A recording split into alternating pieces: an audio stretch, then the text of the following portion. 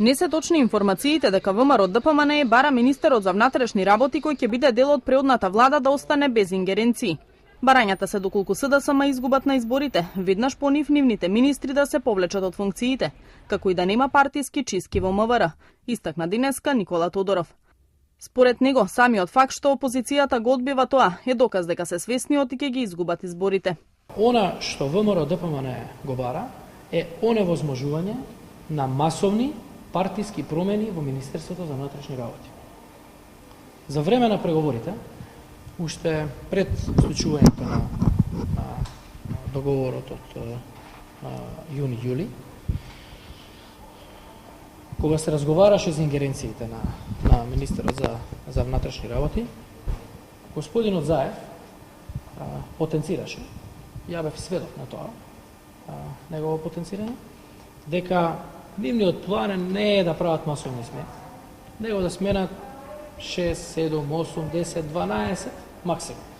Оно што они го направија не 7, 8 или 12, него над 400 смени во Министерството за внатрешни работи.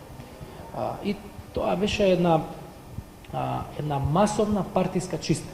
Според Антонио Милошевски треба да се почитуваат законските прописи во ингеренциите на секој министер. Смета дека надлежноста на владата која би се формирала според договорот од Пржино е една и единствена, а тоа е организирање и спроведување на фери демократски избори. Треба да се почитуваат законските прописи во ингеренциите на секој министер и треба да биде јасно дека владата која што би се формирала според договорот од Пржино е влада која што има една основна надлежност, а тоа е да организира избори.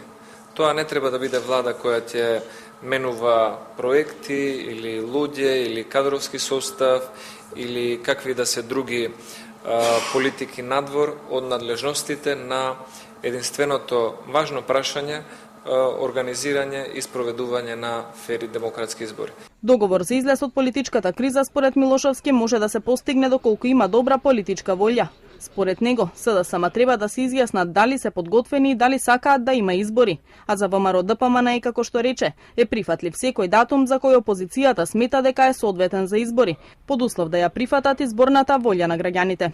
Охрабрување до политичарите за што поскоро надминување на политичката криза упати и заменик председателката на шведскиот парламент Изабел Дингесен, која посредбата со Милошевски истакна и дека кралството Шведска останува да биде силен поддржувач за евроинтеграциите на Македонија во ЕУ.